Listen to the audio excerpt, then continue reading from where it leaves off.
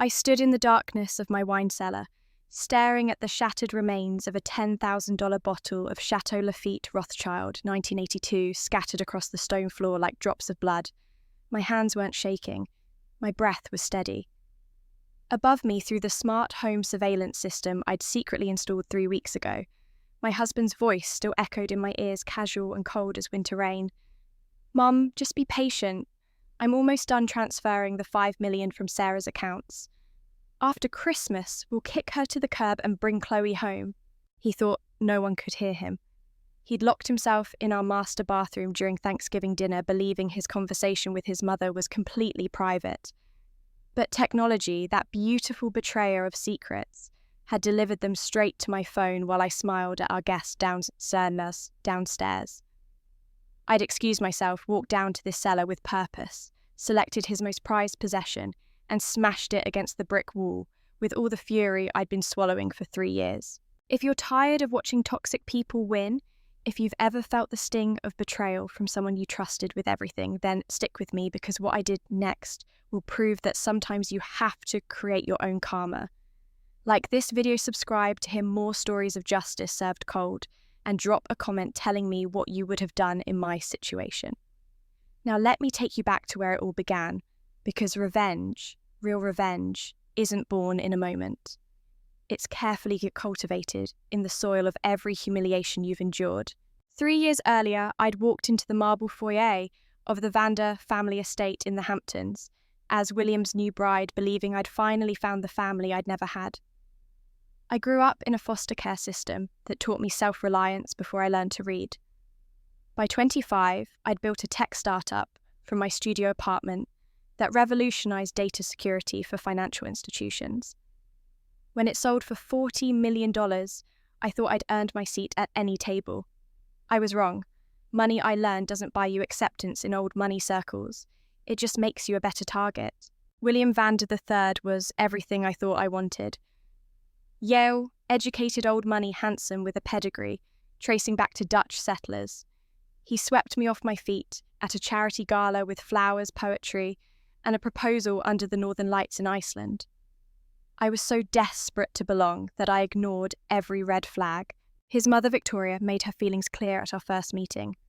Sitting in her antique chair like royalty, she asked about my deceased parents, then added, "And you have no family at all? No connections?" The way she said connections made it sound like a disease. I didn't realise I was being assessed and marked as useful but unworthy. The wedding sealed my fate. Victoria planned everything. She picked a pale yellow dress that washed me out completely, claiming it was traditional. It wasn't. No Vander bride had ever worn yellow. She just wanted me to look forgettable in my own wedding photos. The guests were all her choices, people who looked through me like I was the help. I told myself things would get better after the wedding. They got worse. Victoria moved into our Manhattan penthouse 6 months after the wedding, claiming her own home was being renovated. The renovation, I discovered, was fictional. She simply wanted to establish dominance in what I'd foolishly believed was my territory. She rearranged my furniture, criticised my cooking, and made cutting remarks about my fashion choices. "Darling, nouveau, riche people always wear too much jewellery," she'd say, eyeing the simple diamond pendant William had given me for our anniversary. "Less is more when you have real breeding." William never defended me. Not once. When I'd bring it up in private, he'd sigh and say, "She's just set in her ways. You're overreacting. This is how families work." He'd learned gaslighting at his mother's knee and perfected it with practice. The financial abuse started subtly. William suggested we combine our accounts for easier management. I hesitated, but agreed, wanting to show trust. Then came the endless requests. His mother's yacht needed repairs, $50,000. His sister's husband's business needed a loan, $200,000. The family foundation required a donation, $500,000. Every time I questioned the amounts, Victoria would look wounded. "I thought you were part of this family now, Sarah. Families help each other. Or perhaps you're not truly committed to being a Vander." I wrote the checks. I made the transfers. I smiled through the resentment because I was terrified of being alone again, of proving that foster kid voice in my head right when it whispered that I didn't deserve love, that I should be grateful anyone wanted me at all. The company I'd started before meeting William continued to thrive under the management team I'd hired.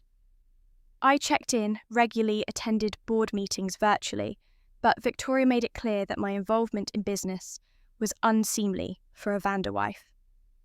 "We don't work, dear. We oversee charitable foundations and plan society events. Surely you can trust your little tech people to handle things." The dismissiveness in her voice when she said tech people stung more than she knew, or perhaps exactly as much as she intended. I started to notice the looks between William and his mother, the private conversations that stopped when I entered rooms, the way they'd exchange glances when I spoke as if I'd said something amusing in a language they found primitive. I felt myself shrinking, becoming smaller and quieter, trying to take up less space in my own life. The breaking point should have come a dozen times before it did. It should have come when I overheard Victoria telling her bridge club friends that I was common but trainable like a golden retriever. It should have come when William forgot our second anniversary because he was at dinner with Chloe Preston, a Yale classmate he claimed was just a friend. It should have come when I discovered Victoria had been telling people at her country club that my success was actually due to William's business advice, that I'd been a secretary before he elevated me. But the human heart has an incredible capacity for self-deception when the alternative is facing a truth that might destroy you. I kept hoping, kept trying, kept sacrificing pieces of myself on the altar of acceptance. Then came that Thanksgiving. I'd spent 3 days preparing the perfect dinner, using recipes from Victoria's own grandmother's cookbook that she'd reluctantly loaned me. The turkey was golden, the sides were impeccable, and I'd even managed to recreate her mother's famous pecan pie. I'd invited William's entire extended family, desperate to prove I could be the perfect Vanderwife. The dinner was going well, or so I thought. I'd installed the smart home security system 2 weeks earlier, not out of paranoia, but because I'd noticed irregularities in our joint financial statements. Money was moving in patterns I didn't recognize. My tech background had taught me to trust data over explanations, and the data wasn't adding up. The surveillance system was my way of gathering information, though I'd told myself I was being ridiculous, that I'd probably find nothing. I found everything. During dinner, William excused himself to take a call. I saw on my phone that he'd gone upstairs to our bedroom. Curious, I tapped into the audio feed. His mother had called him, and their conversation played out in my ear while I smiled at his aunt across the table and pretended to listen to her story about her grandson's admission to Princeton. "The accountant says we're on track," William said, his voice carrying that smug tone I'd mistaken for confidence when we first met. "I've been moving funds from her accounts into the offshore setup you arranged. The prenup she signed is ironclad. She gets nothing in a divorce, but this way we don't even have to give her the token settlement. Once the accounts are empty, we'll have her institutionalized. Jack Thorne found a psychiatrist who'll sign anything for the right price." "And she'll us." "Excellent," Victoria's voice crackled through the phone, sharp with satisfaction. "The board has already agreed to vote her out of her own company once we have medical documentation of mental instability.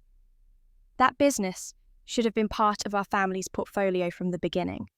And Chloe is ready to step into her rightful place as your wife.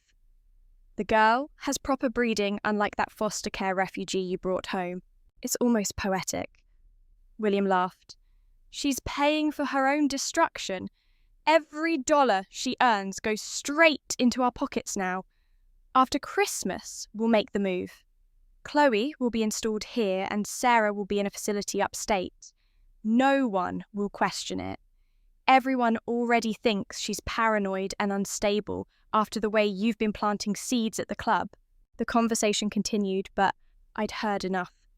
I set down my wine glass with a steady hand, excused myself from the table with a smile, and walked down to the wine cellar. That's where you found me at the beginning of this story, standing over broken glass, an expensive wine making a choice. I could cry, I could confront them, I could collapse and let them win, or I could become the woman I used to be before I gave up everything just to fit in. I chose the latter. I walked back upstairs, glass crunching under my heels, and rejoined the dinner party. William returned minutes later, kissing my cheek and complimenting the turkey. I smiled at him with the same warmth I'd shown for 3 years. I laughed at his jokes. I served his mother extra pecan pie, and in my mind, I began constructing their downfall with the same precision I'd once used to build firewalls and security protocols. The next morning, I called Jack Thorne. Not William's Jack Thorne, the corrupt lawyer my husband mentioned. My Jack Thorne. We'd gone to community college together before I transferred to MIT. He'd put himself through law school working 3 jobs, graduated top of his class from Columbia, and now ran a boutique firm that specialized in complex financial litigation.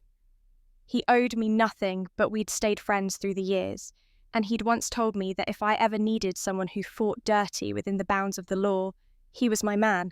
I need everything, I told him when we met at a coffee shop in Brooklyn, far from any place the Vander family would frequent.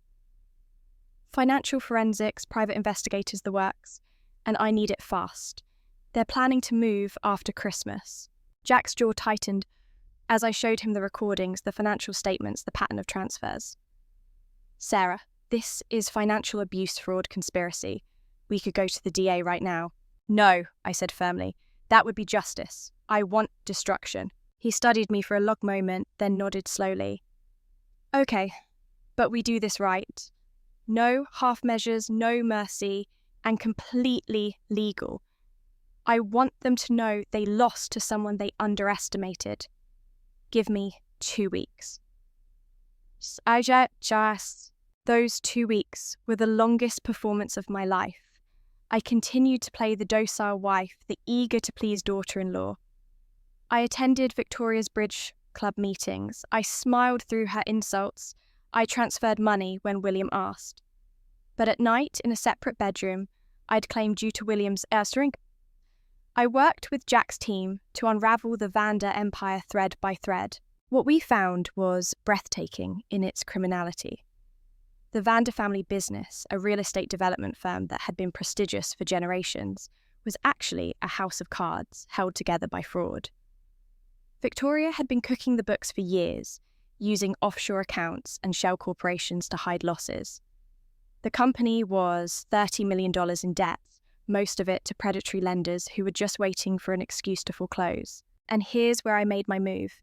Using my own funds, working through anonymous LLCs and investment vehicles, I bought up every single one of those debts. The lenders were happy to sell at a discount they'd written off the Vander debt as uncollectible anyway. In 1 week of careful transactions, I became the primary creditor of the Vander Group. Victoria and William had no idea that the woman they were planning to institutionalize now owned the paper on everything they held dear. But that wasn't enough. Jack's private investigator, a former FBI agent who specialized in infidelity cases, followed William and Chloe. The photographs he brought back made my stomach turn not from jealousy, but from the sheer brazenness of it. They'd been conducting their affair in hotels I'd paid for with my credit cards. Chloe's apartment, a luxury penthouse in Tribeca, was funded by transfers from my account. My money had literally paid for my husband's mistress. And Chloe Preston, it turned out, wasn't the blue-blooded Yale graduate Victoria had advertised. She'd attended Yale, yes, but on academic probation and barely graduated. Her father was a state senator, but from a scandal-plagued political family in Ohio, not the Washington power dynasty Victoria claimed. And most deliciously, Chloe was already married to a used car salesman in Cincinnati. She'd never finalized her divorce, making her relationship with William technically bigamous if they went through with their plans. I collected it all. Bank statements, photographs, recordings, marriage certificates, debt documents, every piece of ammunition I'd need for the war I was planning. Then came the invitation. Victoria sent it by courier, a heavy cream-coloured envelope with the Vander family crest embossed in gold. Inside was an invitation to Christmas dinner at the family estate in the Hamptons and a dress. A pale yellow dress, the same shade she'd forced me to wear at my wedding. The note read, "Wear this to coordinate with Chloe, our VIP guest. Let's make this Christmas one to remember." The condescension dripped from every word. She was forcing me to match with my husband's mistress to play the fool at my own humiliation. The old Sarah would have worn the dress and swallowed the shame. The new Sarah had other plans. I took the dress down to the fireplace in our penthouse living room. I placed it carefully on the grate, poured lighter fluid over it, and set it ablaze while recording the whole thing on my phone. Then, I sent the video to the Vander family group chat with a simple caption, "Sorry, Mum, cheap fabric burns so quickly."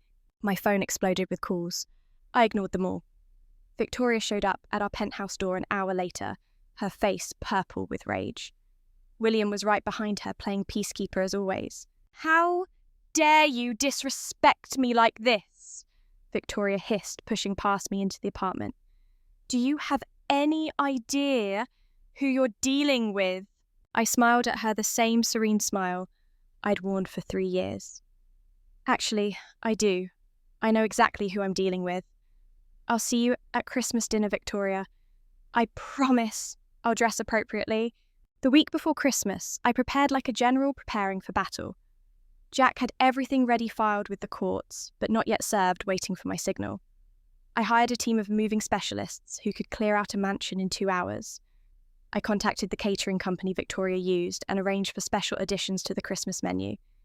And I bought myself a dress. Not yellow, red. A haute couture gown by a designer whose waiting list was 2 years long. I'd paid extra for rush service and had it custom fitted. It cost more than Victoria's car. I bought jewellery to match, including a diamond necklace that had once belonged to a Russian princess. I was going to walk into that house looking like everything Victoria pretended to be, and never was old money elegance funded by new money success. I also invited Jack Thorne as my +1. Victoria's invitation had said I could bring a guest, probably expecting me to show up alone, or with some unsuitable friend she could sneer at. Jack showed up in a Tom Ford tuxedo, looking every inch the successful attorney he was. We drove to the Hamptons in my new car, a vintage Bentley I'd purchased that week. Every detail was calculated for maximum impact. The Vander estate sat on 5 acres of prime beach front property, a sprawling mansion built in the 1920s by William's great-grandfather. Lights blazed from every window, and luxury cars lined the circular driveway. The annual Vander Christmas party was the social event of the season in their circle. Everyone who was anyone in old money society would be there to witness what was about to happen. We arrived fashionably late. I walked up those marble steps on Jack's arm, my red dress flowing behind me like a cape, diamonds catching the light from the antique lanterns. The door was opened by staff who barely concealed their surprise at my appearance. I heard the whispers start before I'd even entered the main hall. The party was in full swing in the grand ballroom, a massive space decorated within an inch of its life in Victorian-era Christmas excess. An enormous tree suckled in one corner. A string quartet played in another. And there, holding court in the centre of the room, were Victoria and William, with Chloe Preston between them. Victoria saw me first. Her face went through a fascinating journey of expressions, from smug satisfaction to confusion to barely concealed rage. She'd expected me to slink in wearing something modest and appropriate, playing my role as the soon-to-be-discarded wife. Instead, I looked like I'd stepped off the cover of Vogue. Chloe was wearing white, a virginal-looking gown that made her look like a bride. The symbolism was painfully obvious. Victoria had dressed her like my replacement, probably planning to announce William's intention to divorce me right there at the party. Everything about Chloe's positioning, the way Victoria kept a possessive hand on her arm, the way William stood close to her, was designed to humiliate me. I walked through the crowd with my head high, greeting the people I recognised with warmth. Many of them had the grace to look uncomfortable. They'd gossiped about me, dismissed me, but they'd also taken my money over the years for their charities and causes. They were about to learn an expensive lesson about underestimating people. Victoria intercepted me halfway across the room. "Sarah," she said loudly, making sure everyone could hear. "How kind of you to join us. And, wearing red, how bold. I specifically requested you coordinate with Chloe." She gestured to the woman in white beside William. Chloe, dear, come meet Sarah.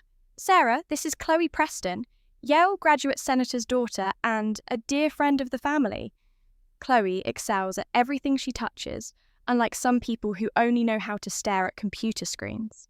The insult was clear. The crowd had gone quiet, sensing drama. This was the moment I was supposed to crumble to show my lack of class, to prove I didn't belong. Instead, I smiled at Chloe, the kind of smile a shark might give a seal. Charmed. I've heard so much about you. William talks about you constantly.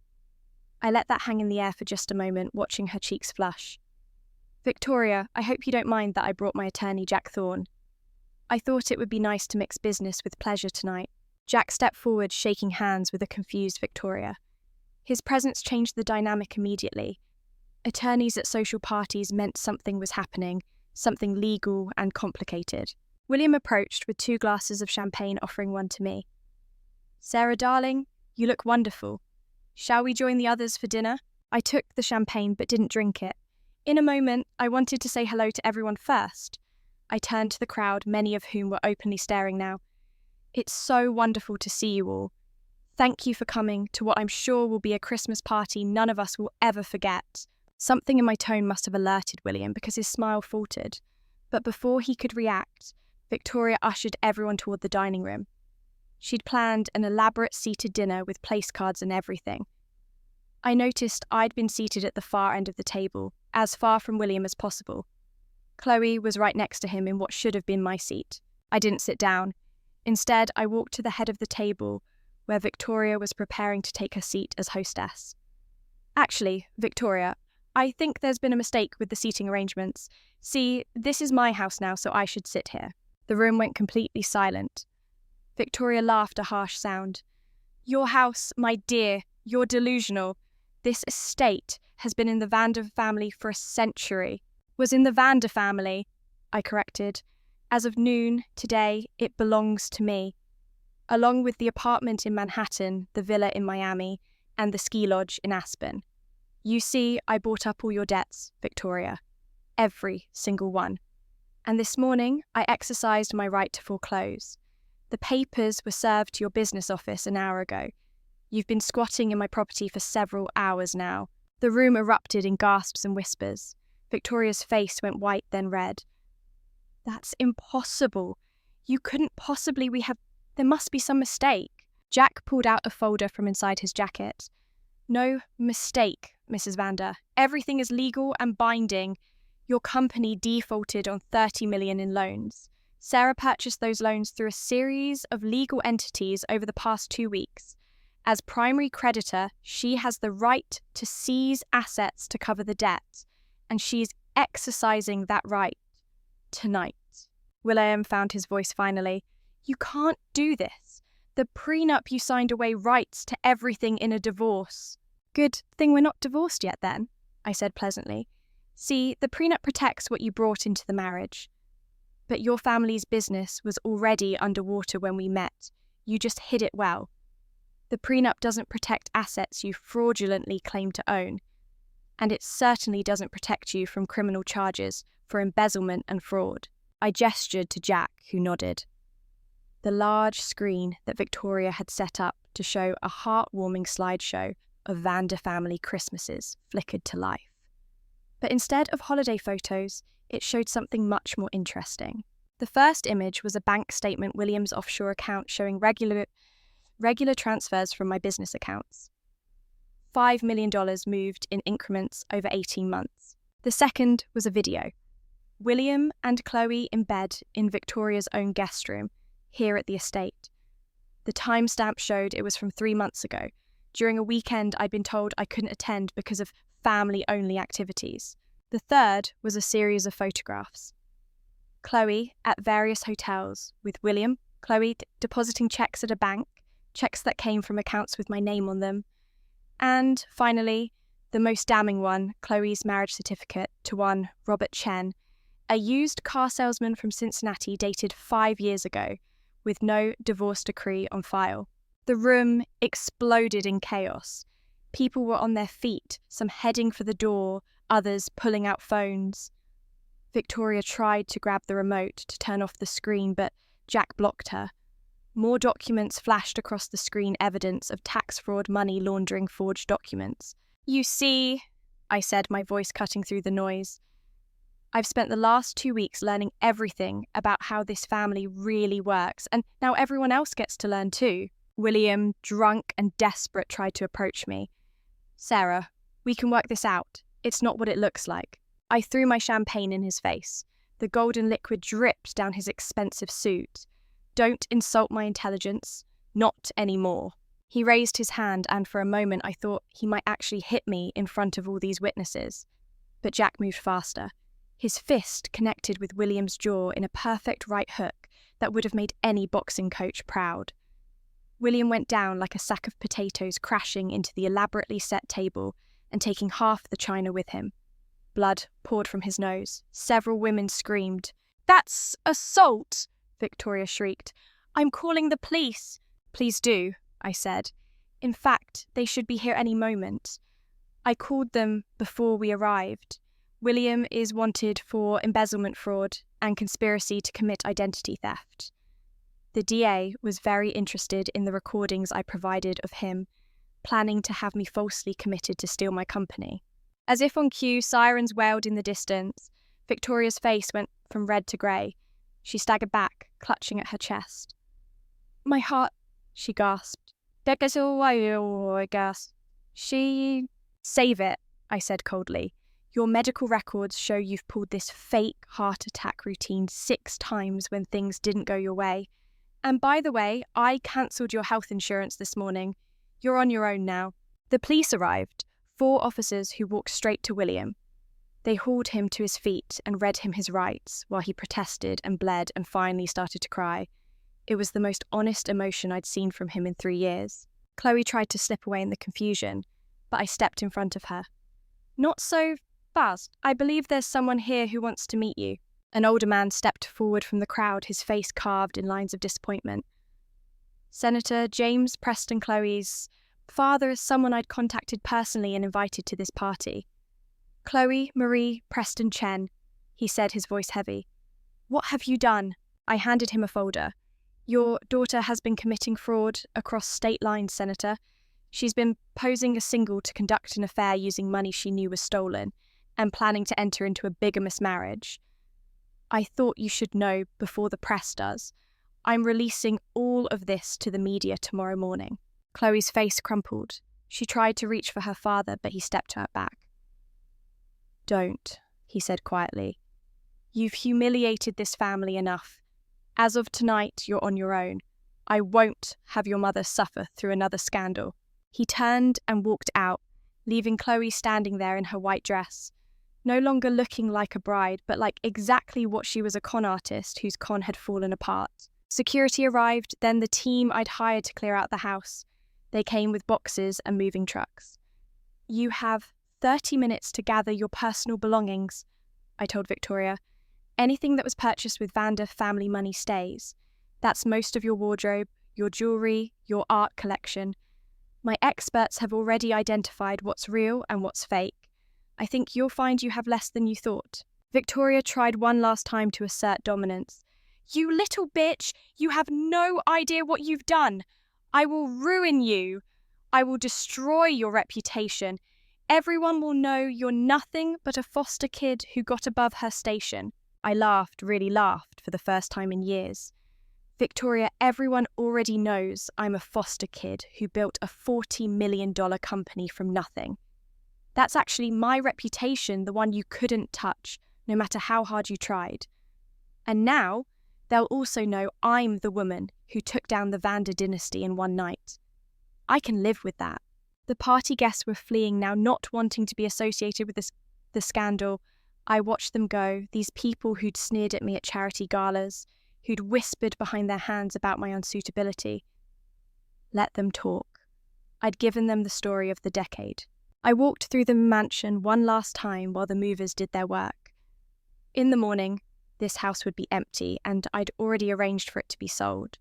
The proceeds would go to a foundation I was establishing to help foster children start their own businesses. The Vanda estate, that symbol of old money prestige, would be dismantled and used to create new opportunities for kids like me. That felt right. Jack found me in the library, standing by the window overlooking the ocean. The police took William. Victoria and Chloe have been escorted off the property. It's done. Not quite, I said. I pulled out my phone and made one final call. To my company's board of directors, people I'd carefully selected years ago, and who'd been waiting for my signal. Execute the transition plan, I told them. Effective immediately, I'm resuming my role as CEO, and I want a full audit of every transaction from the past 3 years. Anyone who knew about the fraud and didn't report it gets fired. I hung up and smiled at Jack. Now it's done. We left the Hamptons that night in my Bentley, driving back to the city while snow started to fall. I'd arranged to stay at a hotel while I decided what to do about the Manhattan apartment. I didn't want to sleep in a place that held so many memories of being small and afraid. The next morning, the story broke across every news outlet. Vander family empire collapses in Christmas Eve scandal. Tech entrepreneur brings down old money dynasty. Love triangle leads to fraud charges. My phone rang constantly with interview requests, but I ignored them all. I had nothing to prove to anyone anymore. William was formally charged with embezzlement, fraud, and conspiracy. His lawyer tried to negotiate a plea deal, but I made sure the prosecutor knew I wouldn't accept anything less than prison time. He got 7 years. Victoria was charged with fraud and tax evasion. She got 5 years, but would likely serve less with good behaviour. Chloe fled back to Ohio, where her husband filed for divorce and sued her for the money she'd spent during their separation. She ended up working at her father's former car dealership. Her political family connections severed permanently. The divorce went through quickly. Without his money and with a criminal record, William had nothing to bargain with. I let him keep his grandmother's watch and his childhood photos. Everything else went to pay his legal fees and restitution. In the months that followed, I rebuilt my life with the same determination I'd once used to build my company. I moved into a new apartment in Brooklyn, something modern and full of light, nothing like the dark opulence of the Vander properties. I started therapy, working through years of people-pleasing and the trauma of believing I wasn't worthy of respect. I reconnected with old friends I'd lost touch with during my marriage. I learnt to fill my space with people who actually valued me, not what I could do for them. I also threw myself back into my company with renewed purpose. Under my direct leadership again, we launched new products and expanded into emerging markets. I made sure to mentor young women in tech, especially those from disadvantaged backgrounds. I wanted them to know they didn't need to sacrifice themselves for acceptance, that their value was inherent, not dependent on anyone's approval. Jack and I became closer friends. He'd never seen me as anything other than the brilliant, capable woman I was, and spending time with someone who'd known me before my marriage reminded me of who I really was. We never dated, our friendship was too valuable for that. But he became my confidant and advisor on everything from business deals to when to stop working and actually enjoy life. 1 year after that Christmas party, I stood at a podium in front of 500 foster children teenagers about to age out of the system. I'd started a foundation that provided them with startup capital mentorship and resources to launch their own businesses or pursue higher education. The program was funded by the sale of the Vander estate and was already changing lives. I stood where you're standing.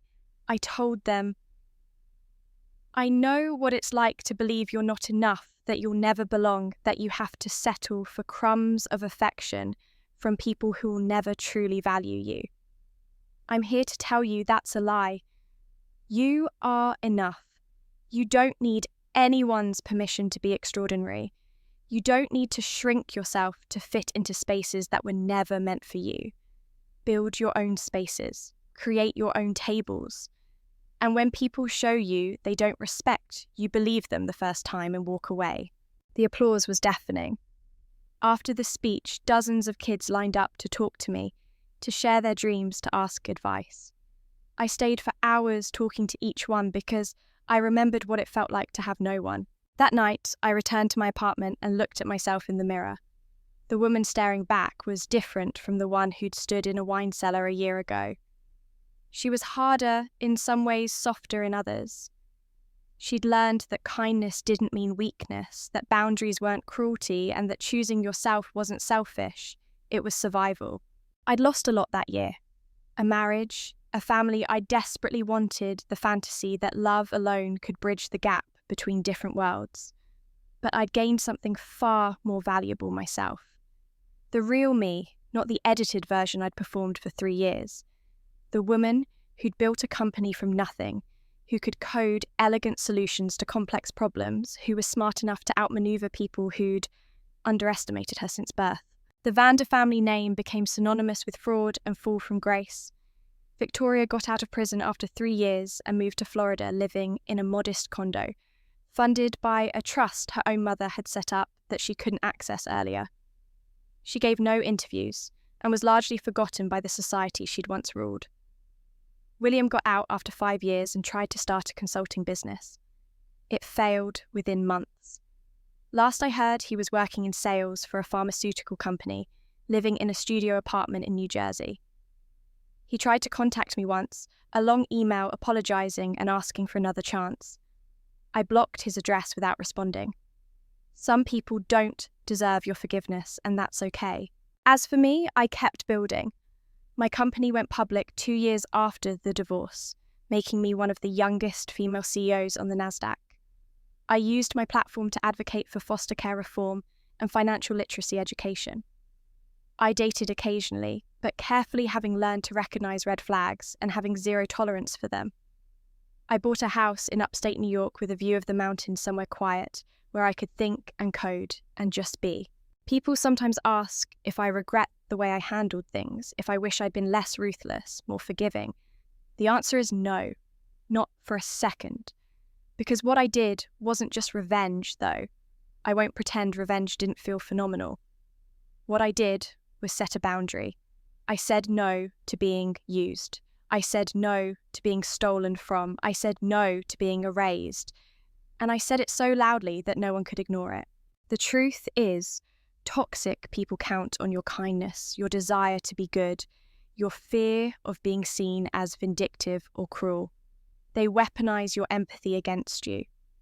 The only way to beat people like that is to stop caring what they think and start prioritizing what you know you deserve. So here's what I learnt from the year I destroyed my husband's family empire. First, document everything. Keep records, take screenshots, save emails. The truth is your most powerful weapon. Second, never let anyone isolate you from your resources, whether that's money, friends, or self-worth. The moment you feel yourself shrinking, that's your signal to expand. Third, revenge isn't about being cruel, it's about being strategic. Don't just burn bridges, make sure there's nothing left but ash. And finally, you don't owe anyone your peace. Not your abusers, not flying monkeys who tell you to forgive and forget, not society's expectation that you should be grateful for scraps. You owe yourself freedom, respect, and a life that feels like yours. I rebuilt myself from those ashes, and I'm not the same woman who walked into that wine cellar on Thanksgiving. I'm someone better, someone who knows her worth isn't up for negotiation, someone who won't settle for anything less than what she deserves, someone who took the worst thing that ever happened to her and turned it into fuel for the best thing she ever did, which was choosing herself. And if you're reading this from your own wine cellar moment, from your own discovery that the people you trusted have betrayed you, from your own realization that you've been settling for crumbs when you deserve the whole feast, let me tell you something. You have more power than you think. You have more value than they've told you.